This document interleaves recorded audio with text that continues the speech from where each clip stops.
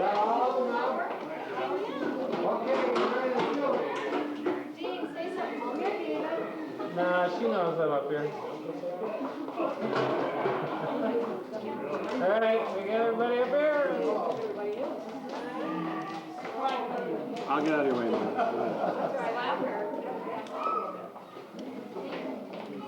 Say hi, Misty. Hi, Misty. Hi, Diana. Say hi, Danny.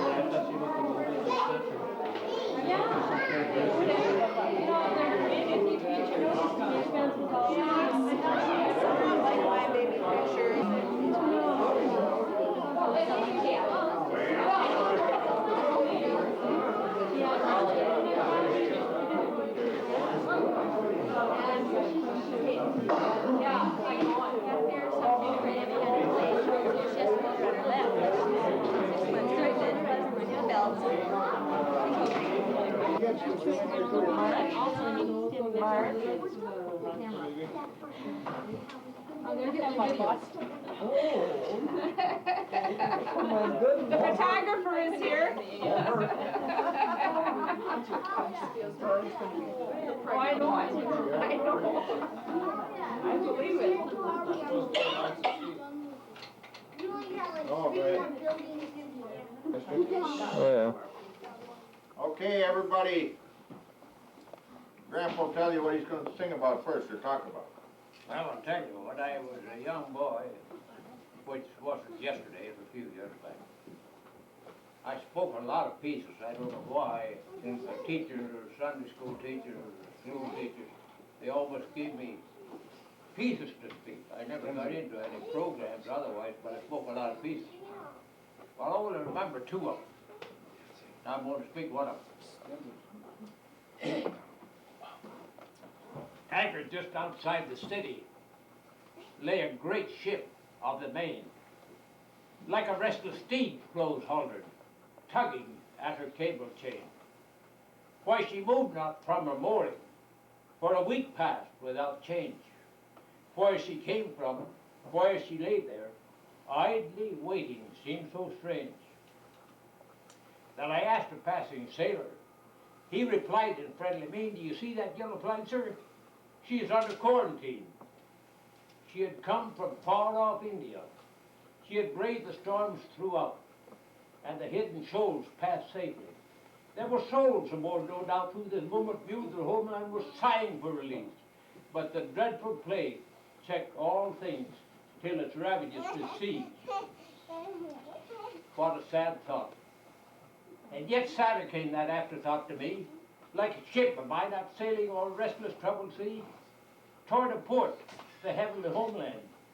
What if I, like her, should drive safely through each gale and tempest, battling wind and wave and tide, till about to enter heaven, jubilant with life's success, when way down within my bosom, somewhere to my sore distress, Christ should find a lingering place one, putrid with the germs of sin, and I'd stop in sight of heaven for a work of grace within.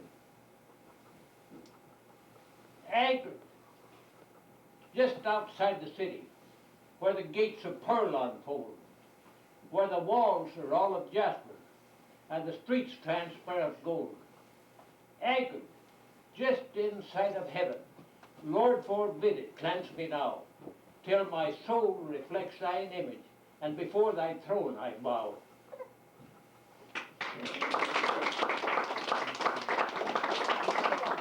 Another one about up the Natchez or up Mississippi. Up the Mississippi. Well, that's a song. That's fine. Steamboat Bill. Now he wants me to sing a song. What's that? Well, this is an old one. Does that light turn on up there on the wall? That, Up the Mississippi steam the, Just a minute. okay.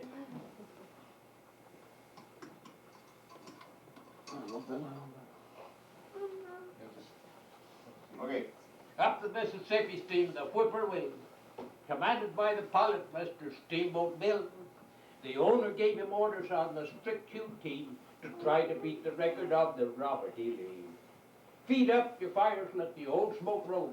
Burn up all your cargo if you run out of coal. If we don't beat this record, Willie told his mates that my mailing care of Peters at the Golden Gate. Steamboat Bill, steaming up the Mississippi. Steamboat Bill, a mighty man was he. Steamboat Bill is steaming up the Mississippi, going to beat the record of the Robert E. Lee. Then up stepped a gambling man from Louisville. He tried to get a bet against the whippoorwill. When Billy he pulled out a roll that surely was a bear, but the boiler it exploded, blew them up in the air. Said the gambler to Billy when they left the wreck, I don't know where we're going, but we're neck and neck. Said Billy to the gambler, I'll tell you what I'll do, I just bet another 100, I'll go higher than you. The wife of Mr. Williams, she was home in bed. When she got the telegram that Steamboat was dead, said she to the children, bless his honey lamb, the next papa that you have will be a railroad man. The river's all aboard now for Steamboat Bill. No more you'll hear the popping of the whippoorwill. There's crepe on every steamboat that plows those streams from Memphis down to Natchez down to New Orleans. Steamboat Bill, steaming up the Mississippi. Steamboat Bill, the tide it made him swear. Steamboat Bill, steaming up the Mississippi, but the explosion of the boiler got him up in the air.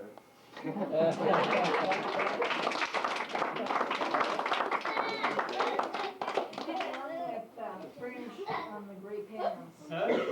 That farm. The farmer? You mean the fella that's wet by the bone? Yeah, we're gonna wet by the moon too. Planet by the moon.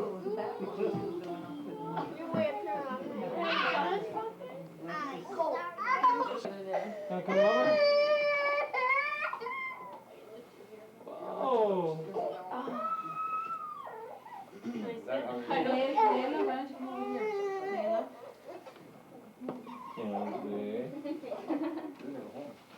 I tell you, it's nonsense, said Farmer Ben. This farming by book and rule. And sending your boys off to learn that stuff at the agricultural school.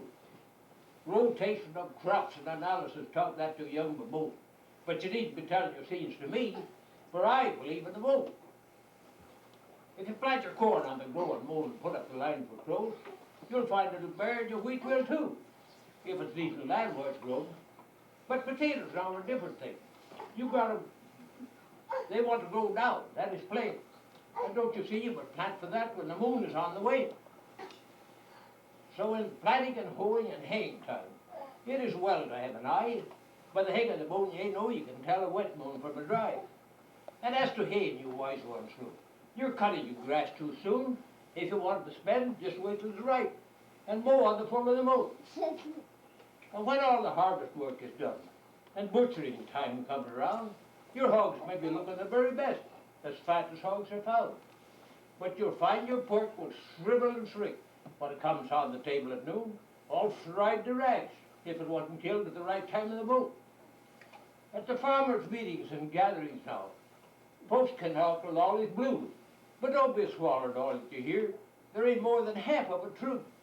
They're trying to make me change my plans, but I tell them, I'm no such coon. I'll keep right on the same old way and work my farm by the moon.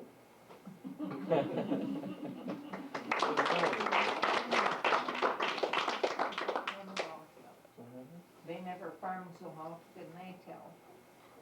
Oh, okay. Down on the farm at 4:30.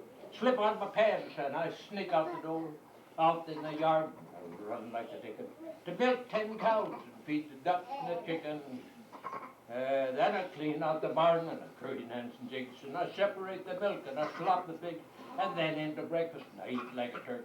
Then I'm all ready for a full day's work. Then I greased up the wagon and I throw on the rack. Put a jug of water in an old grain sack and I hitch up the horses and hustle down the lane. Got to get the hay or it looks like rain. Over yonder just so as I'm born. The cattle all are empty, the cows are in the corn. I hop off the wagon, run a mile or two.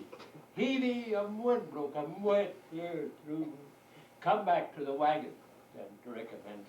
Old Nan's got a straddle to the barbed wire fence. I go back to the house, figure up the thing. I got less cash now than I had last spring. Some folks say there ain't no hell, but they never farm so they can't tell.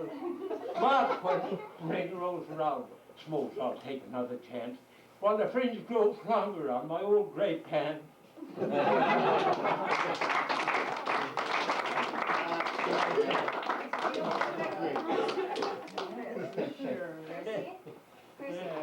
The old speckled rooster. Old speckled rooster, you remember that one?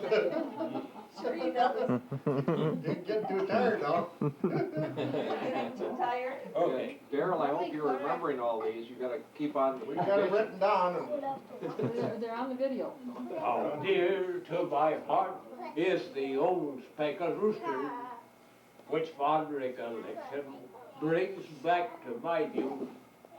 With spurs long and pointed and curving, he used to go crowing around till he made the air blue. And when some strange rooster would come to make battle, how quick that old chap would get up in his guard. He would make the eyeballs of that strange rooster rattle and scatter his feathers all over the yard. That old speckled rooster, that mongrel red rooster, that 50-cent rooster that scratched in the yard. That's